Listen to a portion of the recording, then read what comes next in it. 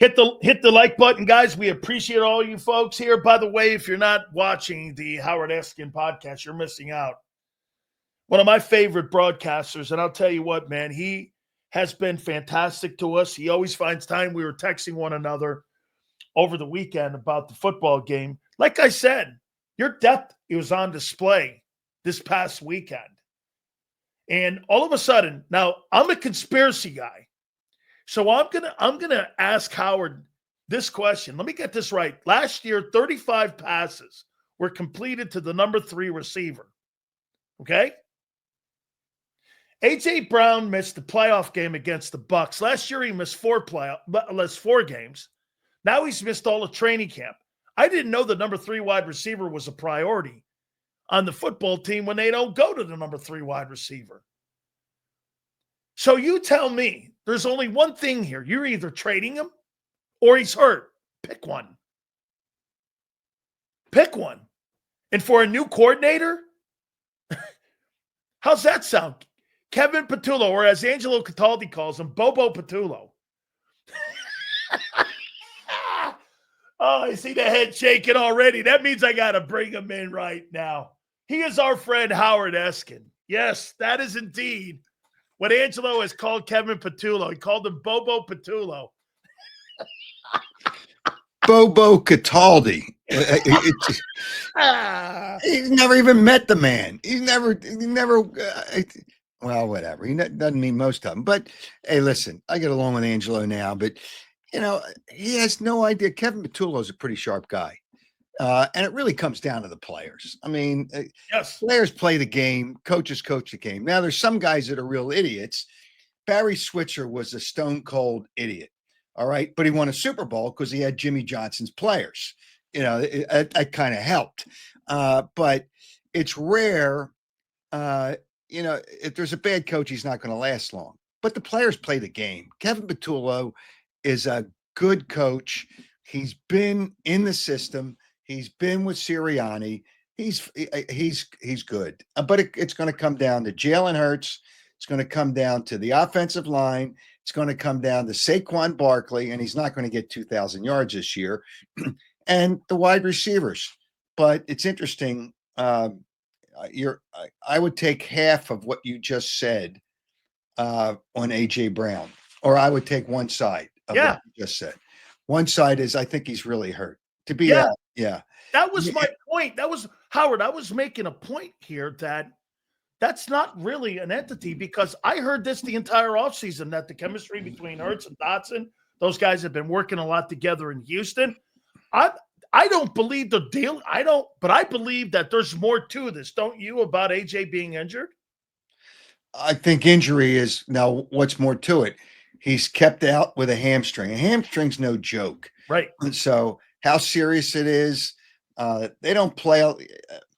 I don't think A.J. Brown missing practice will be a problem when the regular season starts if he's healthy. But I think they're probably being more cautious. I think there's a lot of teams that are overly cautious. The Eagles are overly cautious. Watching that nonsense on Saturday was a joke. But you got to find out the other guys, the other players who can play or not play, second, third, fourth, 25th string, whatever. They're just throwing everybody in there. But it wasn't good when you get what the Eagles have, 88 yards of offense. Yeah, but Howard, here on Saturday, 60% of your roster was playing. Some of those guys were playing for starting gigs, like the safety, the corner, rotating guys. You got 22 starters on a football team. 57 guys make a team. So out of that group that you saw this past Saturday, like you text me, and I agree with you 1,000%, it looks like the depth level on this football team doesn't look like it was a year ago. Do you agree with that? Yeah, I based on what I saw on Saturday, yes, I do agree with that. Watching camp, all these geniuses, the media geniuses that think they know what they're watching when they watch practice. Oh yeah, this guy, great play and the deflection. It's all nonsense. It's just you got to play in a game to see what players have or what they don't have. I was disappointed. Now, here's a big thing with the Eagles to help their secondary. And I'll never forget when the Giants beat the Patriots when the Patriots were undefeated that year. And the Giants won it in the Super Bowl game to stop their undefeated season. The Giants secondary was average. Yeah. Their defensive, and that was the MVP. They were 9-7 that year. Yeah, it wasn't Sheila Manning. It was the I can't help but calling. No. Yeah, no, I love it. I love it. Yeah, before any defensive lineman or anybody gets close to, let me go down. But whatever, he wasn't the MVP. Somebody on that defensive line was the MVP. Justin Tuck. Yeah, it was great. I mean, Strahan was great. They were really, really good. Yeah. But it helps protect the secondary if they're only average. So the Eagles, I will say this kind of in their defense, if you want to use it as a defense, the Eagles didn't have the pass rush that you need. They got a couple of sacks, but who was it? Cleveland's not playing their first string guys on the line either. Right. So they had a couple of sacks, but if you don't get pressure on the quarterback, it doesn't matter who you've got in the secondary. And that interception, the broadcast made such a big deal out of it. There's two guys. First of all, two guys aren't supposed to be there. We Even both know Vic that. downplayed it today. Vic went like this. The media, of course, right. Blazing was going on, and Vic went like this. That was more on them, and the fumble was more on them. And if you watch the kids play, the kid's going through growing pains, and that's what I said too. I go, stop with the glazing here, man. You're going to give these rookies, Howard, you're going to give rookies like Campbell and him a hall pass because they're still learning the game. You know what I mean? The interception was a gimme. I mean, it was just, first of all, one of those receivers has got to make an attempt at the football, and then it's not an interception. Then it's not a pick six, and we go through all those things. I mean, it was nice for it's nice for the player, and everything's great. Actually, Vic Fangio said something today, which I'm going to challenge, and it has nothing to do with football. You're going to guess what it is. Nothing to do with football. What about the Phillies? Yeah. Yeah, because he's a big Phillies fan, and I know that from I've known Vic. Actually, he was a coach with the Stars. Back in the 80s. So I knew him from Jim Mora. Jim Mora Sr. Correct. Right. So anyway, so he says, you know what the magic number is? And I don't give a damn. How's that, Vic? I don't. He's a big Phillies fan. 34. 34 is irrelevant. It's not about making the playoffs anymore for the Phillies. It's about getting to the World Series. The playoffs, making the playoffs are irrelevant. And then he tried to defend Rob Thompson, and I like Rob Thompson, but he made a mistake when he brought Duran in the other night with a 4-run lead. I mean, he gets hurt. Okay, that's a freak thing. And then he defended that move. He was wrong in both areas. Terrific defensive coordinator, but Vic, just stay away from the baseball. Yeah, stay out of the diamond, man. Yeah, right. I mean, stay off the diamond, because I got to tell you, I'm with you, man. I mean, if you're rooting, that's like rooting to go to the Fruit Loop Bowl in college football, going to the playoffs. I thought you were rooting to go to the World Series and win it. You know what I mean? I mean, they got a something game lead now in the National League East, and this guy's rooting for the Fruit Loop Bowl. And I'm going like, come on, man, stay in your lane. Difference. It's not about winning the division. It's about beating the Dodgers or Milwaukee. Is just unbelievable. They're unbelievable. Usually when a team has a long winning streak of 4 games or more, it used to be 3, but 4 games or more, and they usually lose 1 or 2 in a row. Milwaukee comes right back and wins after their winning streak's broken. They're just mind-boggling. So that's who they got to worry about. And the Dodgers, I think the Dodgers won yesterday. Did they sweep that series? I think they did. Yeah, I think yes, they swept the Padres. I watched that thing, actually. I thought the Padres might have been better, but they're not. Boy, they got worked over in that series. And now guess what else, too, with that? They win the season series. So now if they get into a series with them, they have home field advantage in a 7-game set now. So you know how big that could be, especially with those 2 teams playing the way they are. So they win the season series now by taking that and sweeping those guys out of the broom there, man. I mean, I think their Padres were playing great baseball going into that series, but they took care of them. Yeah, so but that's who the Phillies have to worry about. That I think they have to worry. It's not good if the Padres don't win the division, because if the Phillies win the division, now I don't know how it's going to play out. They're going to play a wild card team if they win the division, Right. somewhere along the way. Correct. And if the Padres are that wild card team, that's right. I think the Padres are better. They're better off if the Padres won the division. That's right. Yeah. So that's what Bob Nightingale said. Bob Nightingale said that if you had to pick a season, if you had to pick somebody in a series, would you take the Dodgers and the Phillies? He goes, I'd take the Phillies. I went Padres or Phillies, and he goes, I take the Padres. Yeah, I'm telling you so it's not good if the Dodgers win that division, assuming the Phillies are going to win the division. I think they will. I think they'll hold on, depending on what their back end of their bullpen. But I don't know if Zach Wheeler's coming back. 15-day, right? Wow, you think he's out for the year? You think he's out for the year? Wow. Holy shit, that's a big time loss. If that I think I'm telling you, knowing about, I am a doctor. I did get a doctorate at Goldie Beacom. It's on this side, Goldie Beacom College. I'm not a medical doctor, but I'm still a doctor. All right. Hey, so I'm a doctor too, but I'm not certified. But hey, we're all good. Well, I am. I do have a doctorate. It's back up on the wall back that's there. right. Okay. Yeah. I got my doctorate at Goldie. One from Villanova. He does? I don't know. He told me. No, that's bullshit. But whatever. I'm not a doctor, but just knowing this is no joke. You have to worry that there's not another blood clot that can form in the system. He had surgery to take the blood clot out. So usually I thought you just kind of thin it down, but he's still got to take blood thinners probably for at least 1 to 2 months. Yeah. Now, when you're playing, and again, I have no idea, but teams never tell you the truth. So, and they don't want to take away the dream of Phillies fans, but if he's not there, that's not a good thing. But you got to take blood thinners probably for 30 to 60 days. So, and when you're playing baseball, you can get run into by somebody. A bruise is not just a bruise anymore when you're on blood thinners. It's no joke. So again, I don't have any inside information, but I am a doctor, and I just I'm going to show you something, Howard. Okay. Watch this. I know I went off track here a little bit. That's all right. No, you never. No. There's no such thing as that. For you, other people, I'll kick their ass. You never. You go anywhere you want. Hang on here. So who am I? I'm going to play charades with you. Who am I going to be this year on the sidelines? I'm going to be AJ Brown. I'm going to join the Jello Book of the Month Club. And I'm going to be reading all these books because did you see the new rankings came out? He's not a top 25 player. 29. He's 29. I know he's not a top 25 player. Yeah, will that matter to him or not matter to him?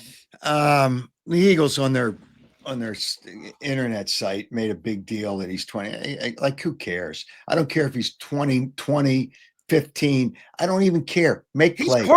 He's hurt. Yeah. Well, he hasn't played in weeks.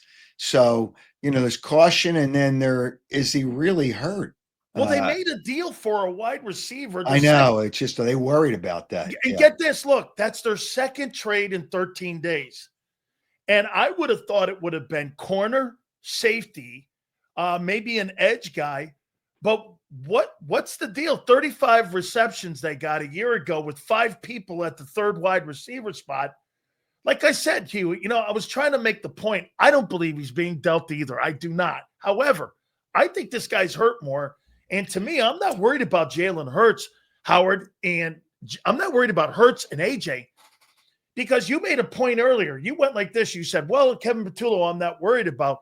Well, what makes you not worried about him when the Brian Johnson deal didn't work out? Brian Johnson was in the building too. Brian Johnson was I shouldn't say only. A big reason he was there is because he knew Jalen. What was it, in high school he knew Jalen? High school. Okay. So Jalen felt, and they wanted to make Jalen Hurts comfortable. And I think that was pretty much the reason for that. Brian Johnson was a sharp enough guy, but I don't think Jalen Hurts was good enough at that time. They got to blame somebody. You're not going to blame the player. They invested a lot in Jalen Hurts. second round pick is still a second round pick. Absolutely. So they invested a lot in Jalen Hurts. And so you got to blame somebody. So why not blame the offensive coordinator? It just so today, Howard, Vic Fangio went to the mic and said that Cooper DeJean is going to start getting some reps at corner. How concerning is that? That now you got 5 guys battling for that job. No one's reared their head as of August 18th. And, replacing Slay, who do you feel is more difficult and more of a replacement problem? The CJ Gardner guy or the Slay? Do you think if you're looking at one of those 2 players harder to replace, who are you feeling right now was really maybe how he should have revamped and rethought about, getting rid of one of those 2 guys? Well, I think Cooper DeJean can play anywhere in the secondary. I think he's that good. So I kind of thought at the start of the season that maybe he would have been the corner over anybody else, but I think they wanted to play him in the slot safety position. They want to put him at safety, whatever it is. He's going to be good back there, but then it leaves a hole where he doesn't play. I wouldn't be shocked. I wouldn't even be surprised if Cooper DeJean is one of the starting corners. Wouldn't be amazing. You know who I liked? I liked Isaiah Rodgers. Did they just let him? I forget. Did they just let him? They didn't trade him. They just let him go for $7 million, and he's now starting in Minnesota. Howard, you bring a spectacular point up. All those players that were instrumental in winning the Super Bowl. Fred Johnson stepping in for Mulata, Burke stepping in for Dean. Every one of those guys are now starting in Cincinnati, Jacksonville, and Minnesota. And you talked about the depth over the weekend. You're right. Isaiah Rodgers was the get this, they don't have a guy on their team right now better than Rodgers. Probably not. He's got speed. He's got good instincts. He's a really good guy. I guess I was a little surprised, but they have so many people that they brought on the team, whether it's draft or signed, that could play either in the secondary or on special teams. So they look for multiple positions that you can play. And Isaiah Rodgers he didn't get much. I don't think he got much in kickoffs or punt returns, but you're not going to get much. You're not going to get much out of those positions anymore anyway, especially kickoffs, the way they've designed them. They're trying to get more run backs, but you're really not going to get anything. You're not getting anything. And if you're a good punter, if you're a team that has half a brain, you don't kick it 60 yards and give the returner space. You kick it 45 and you have great coverage and they get nothing. That's right. And that's what you got to do. And more teams are doing that now and understanding that. So your punt returner is not a big deal, but Isaiah Rodgers, I think you're right. He probably could start. He probably would be right now the starter at corner. Yeah, he'd be the starter on the other side. Howard, do you think this roster is a Super Bowl roster? Well, you compare it to the other teams, and I would say yes, but that doesn't mean you're getting to the Super Bowl. Are they better than Washington? Yes. You forget about the Cowboys and the Giants and Russell Wilson. What a fraud he is. How about the Rams? But the quarterback's got to stay healthy. Yeah, and I think today was the first day. That's right. First day that he took first team reps or whatever. If Stafford stays healthy, they're really good. So the Rams are right there. The Bucks. The Bucks are going to be there. I love Baker Mayfield. He's a tough son of a gun. I love Baker Mayfield. And the coach is a really good coach. But again, players got to make plays. Who else? Detroit, they didn't get there last year because they had injuries. Jared Goff has done a nice job at quarterback for them. But they've lost 2 voices. They lost offense and defensive coordinator. Now, but like you said, they get all these guys back. I mean, that's the one game. Isn't that the one game that we never got a chance to see a year ago that everyone wanted to see was Lions and Eagles. Now, again, they didn't hold up their end of the deal. The Eagles held up their end. They got hurt. Yeah, they got hurt and they got upset in the playoffs. So that's the game this year I think people really want to see is that Lions and Eagles game. Because to your point, Howard, the only other team in the last 3 years, would you not agree, the only team that's ever given really the Eagles really a push for their money has to be that Bucs team. They've beaten them 2 out of the last 3. They beat them up pretty significantly 2 of the last 3. So it would be the Buccaneers probably, right? That would be the biggest threat in the NFC to them. Yeah, and they play them there. Again. So if there's a tiebreaker, if it's a tiebreaker, whoever wins that game, it's important to play there. But they play LA and Detroit in Philadelphia. So they get a break there. So they still have an advantage with that part of the schedule. Now, are they a Super Bowl roster? Yes. Are they a Super Bowl team? Yeah, but I don't know that they're going to get back. It's not that easy to say, okay, they're just going to get back. Are they good enough? Yeah, if they don't have injuries. They've got to have a lot of the players do the same things that they did last year. But it's so hard to get to the Super Bowl. It's really hard to get back. And Jalen Hurts has got to be good as well. And if Saquon Barkley doesn't run as well, and I still think he's going to be excellent, if he doesn't run as well, then Jalen has to throw more passes. The Eagles didn't have many turnovers last year. They were really good in that area. But if Jalen Hurts throws more passes, whenever you put the ball up in the air, you got to worry about turnovers. I'm not saying he only had 361 attempts, though. I mean, there were 14 quarterbacks that had more completions than he had attempts. I mean, I say this to you, Howard. If he throws the ball like he did in 540 times, he's going to be back up there with 10 or 13 turnovers again. I mean, I look at Jalen Hurts and say this. I think he is a really good football player. But is he one of those other guys? I mean, look, I think he's a complimentary player. I think he might be a little bit better than that. But the coaches, I know for a fact, they don't want him to throw more than 21 to 23 passes. Okay. If Saquon Barkley runs the ball effectively, again, the offensive line helps Saquon get to the second level. Once he gets there, he's good. He's really good anyway. But if he has to throw 30-some passes a game, that opens it up for turnovers. They didn't have a turnover in the playoffs. That's phenomenal. You usually have one. Yeah. Right. At least one. But that's a big thing too. They're not going to have, if they don't have turnovers, they're going to win games. Howard, what are you expecting from Hurts this year? What type of season with all the holes? Or how about this? Let's be fair here because it's only August 18th. With the potential question marks, let's not say holes, question marks on defense. All right. What are you expecting out of him this year? Especially with a new OC, the 4th worst passing game of a year ago. What are you expecting him to be? The 4th worst passing game. I love the way they were 29th. Any way around it. I know they didn't have to because of the running game. And that's going to be important. But again, you can't have injuries on the offensive line. Let's start with that. And if you don't have injuries, Landon Dickerson is not replaceable. No way. Okay. Brett Toth. I mean, give me a break. He gave up that hit on the quarterback that almost got that guy decapitated. I know he's been with 117 teams. I mean, give me a break. It's just all of a sudden they bring him in there. I think he took every snap on Saturday. Yeah. Every offensive snap. I call him Man-Tooth. That guy was just not very good. It's unbelievable. But so you got to hope the offensive line stays healthy. Landon Dickerson is not only a terrific player, really, really, really tough.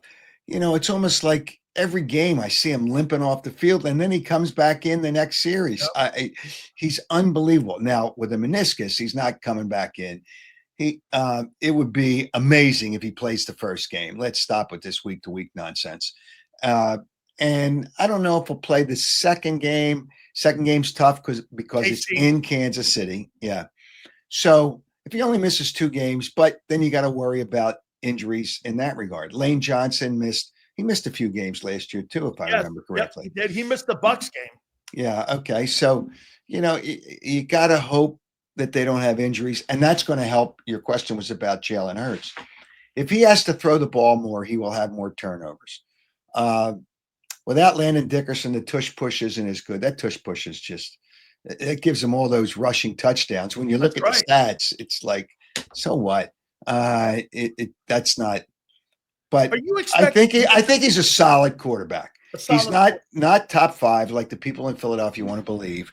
I saw something, I don't know if it was Pro Football Focus, which, I don't live and die by Pro Football Focus, but I think they had him at number 9 in the league. I think they had him at number 9. Number 9. And I'm okay with that if he's in the top 10. I'm okay with that. I want you to help me out on something. I asked Angelo, and I want to hear you. Educate me, please. Well, you didn't get educated by Angelo, so I'll try to help. Okay, I want you to help me then. When I grew up, my uncle was a Hall of Fame New York Giant. I always thought the Eagles and the Giants, when I grew up, were the rivalry.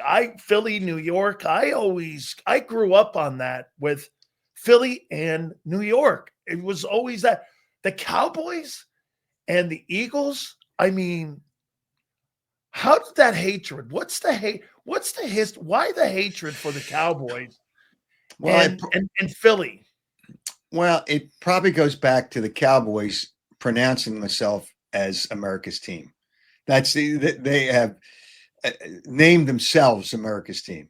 Okay. They're not America's team. I mean, not even close. The Eagles, America's city, right? I mean, the brotherly. I don't know who America's team is anymore, but whatever. I mean, Kansas City probably, but it's Kansas City, so you can't say they're America's team. It's Kansas City, And if you don't eat beef, you're not going to Kansas City anyway. And I don't eat beef. Yeah. I mean, I'm not a vegetarian, but I don't eat red meat. All right, so the Giants, when I was a kid, and it goes back to Y.A. Tittle. He didn't like Y.A. Tittle. Y.A. Tittle, for those people that don't remember, he was a quarterback when I was a kid. Y.A. He just liked the name Y.A. Tittle. Yeah. Blood on the head, a whole thing. On his right. It's just, and they were nasty people. And the Giants are still a rivalry. Michael Strahan's a terrific human being, but you couldn't stand him as a player because he always had success. You know what my uncle told me why the rivalry was? Because it was Sam Huff, it was Bednarik, and it was Nitsky, and it was Butkus. Because back in the day, my uncle said this, those teams were not defined by quarterbacks. They were defined by the middle linebackers. Yep. And the league was defined by middle linebackers back in the day. If you had one of those guys, you were one of the better football teams in the league. If you look at it, they personified pro football, all those guys in the middle. That's where I got that rivalry from. Well, but when you looked at the Dallas Cowboys, you saw Tom Landry dressed in his top hat and his nice suit. So not that he wasn't a really good guy and a hell of a coach. Squeaky voice, my grandpa said, though. Yeah, you just didn't like Tom Landry. And then Roger Staubach, the choir boy, Roger Staubach, who really is a choir boy. Yeah. And a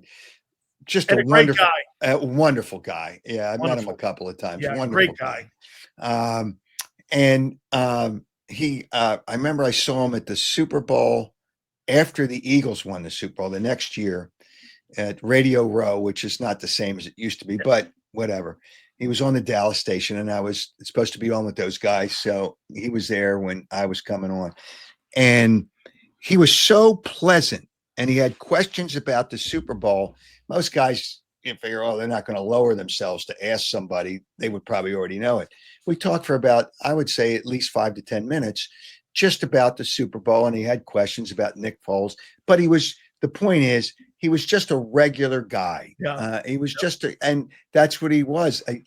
His company, this is my, he's worth $650 million right now. Yeah, it's a construction company, right? It's a development. Real estate. Oh, right. Yeah, development. Yeah.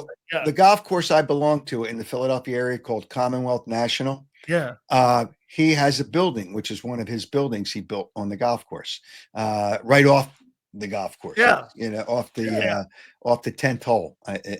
But whatever. But he was a great guy, smart guy, did good things. But you didn't like him because he was too nice. So you didn't like the Cowboys. And then it developed into Michael Irvin, who we both know. It was just a wise guy. And, the fact that the Eagles fans cheered when he was laying on the field motionless is disgusting, but that's how much they disliked him. And then when Dion got there, people didn't like the Cowboys because Dion played some time there. It's just you always found somebody that you didn't like. And Jimmy Johnson, because he was a great coach, and the Eagles had a buffoon as a coach and Rich Kotite. That was such a mismatch. Jerome hated when that guy was there, he hated Rich Kotite. He was an idiot. The whole defensive football team, I thought, revolted against him. They just, for whatever reason, man, those guys did not like that guy. I don't know, personality. By the way, he didn't have that awful of a record. He won like a double-digit games his first 2 years there, right? Am I right when he was the head coach? I think he was 9-2 to start a season. Then it fell apart. Yeah, I think he got fired after that. But it was terrible. And then Jimmy Johnson was at Dallas at that time. So Dallas would always beat the Eagles. It just developed into, I know the Giants are right up the road, and New York fans, they come down here for the Mets. The Yankees now play here every other year, 3 games. Yeah. Mets, Yankees. But the Giants fans come down, and there's always fights. There were always fights. But there were fights with the Dallas Cowboy fans because they're all over the country too. Yeah. So, it is what it is. People kill me because I told them that the Dallas Cowboys, once Jimmy Johnson got there, were going to win more Super Bowls than the Eagles. And it wasn't even close because the Eagles had Rich Kotite. Now, what am I supposed to do? Watch that dope Rich Kotite or Jimmy Johnson, who obviously I knew from the University of Miami, but he was a great coach. And that was part of it too. So there was always layers. And then Jerry Jones now creates another layer because they're never going to win with him. No. And Dak Prescott gets all this pub. And as I told you, they're never going to win a Super Bowl with Dak Prescott. Yeah, man. Never. I said this, Dak Prescott, if he's going to win a Super Bowl, Howard, he's got to go somewhere else. I mean, he's got to go somewhere. Not good enough. He's not good enough. I hate to break the news. Make the team around him better. Okay? Well, that's the other thing. He doesn't. And I don't care if Micah Parsons gets 10 cents for a contract. I could care less because you think he runs through the gate in the you think he's on that field September 4th, Micah Parsons? Yes. Yeah, because this is his area. He's from this area. He's from the Philadelphia area. Yeah. So he'll be on the field because he wants to play well for his family and friends and the people in the area. So he'll be on the field, but he's got to stop with this contract stuff. First of all, first, second of all, third of all, fifth of all, I wouldn't give him $40 million a year. No, and that's what he wants. You made a mistake with Dak Prescott. You can't make it with Micah Parsons. You just can't. But there's all kinds of reasons to dislike the guy. Who do you dislike on the Giants now? I don't dislike anybody. No, they all stink. They suck. That's right. Yeah. Hey, there's nobody. I'll tell you what, this Jackson Dart kid looks like he's going to be somebody, though. Yeah, they better hope he is. Russell Wilson will start until he's ready. Well, until they see through him. Right. Yeah. Well, yeah, he's a phony too. That's why I don't know that Cleveland. Kevin Stefanski said Cleveland was going to announce their starter before the preseason game. By the way, that kid Dylan Gabriel today is saying they may not even make the team because they have so many quarterbacks on their team. He may not even. He was 13 to 18 for 140 some odd yards. He won't even they'll keep him as a third string. Door. Yeah. Okay. Well, who's the second string quarterback? Kenny Pickett can't play dead. Kenny Pickett, give me a break. They like that kid for some. Well, they like my ass. What do you make of Washington? I'll tell you, Daniels is a terrific quarterback. He is I don't know enough about some of the other parts of that team, but the quarterback is terrific. So if it comes, and a lot of times it comes down to the quarterback. I think that's the biggest challenger for the Eagles in the NFC East. Won't be the Giants.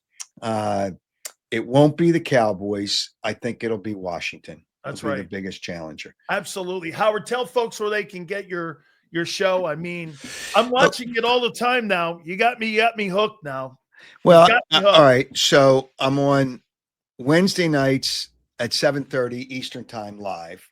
Then I'm on Saturday mornings because people want to talk to me because they got free time on Saturday mornings. Saturday mornings live at 8 o'clock. And then, of course, it lives on Twitter, X, whatever you want to call it, Facebook, Instagram. YouTube is probably the easiest place to find it. And if people subscribe to YouTube, they always are notified when the show comes on live.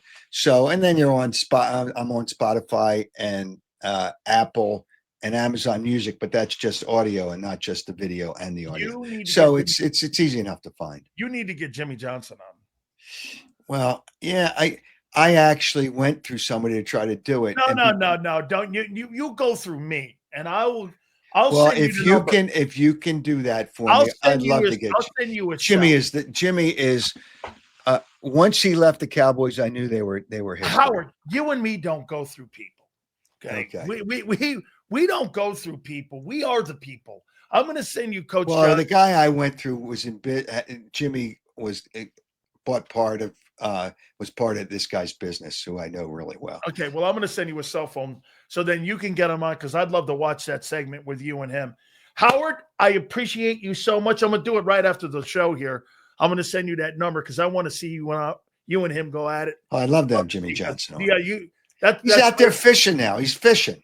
Yeah, he's big fisherman in Isle Morada down in the Keys. You know when he used to come down, he had the tournament. He still has the tournament in Atlantic City or Cape May, not Atlantic City, Cape May. He didn't come down this year, or down or up or wherever he comes from. Because Gene Hackman, his friend, he passed away. Okay, he didn't come up. They still had the tournament, but he was not there. But I used to get to see him there too. Howard, I have to run. We will catch you hopefully very soon again. We can do this again. Thank you, my friend. You got it. The great Howard Eskin. Make sure you guys please check him out. So our friends, and we just love having him on the program. By the way, make sure you check him out. Hit the like button. Stay tuned now for my friends. And make sure you stay tuned for John McMullen and Xander as they do a special edition of Birds 365. 2 to 6 tomorrow. We'll see you on the flip side.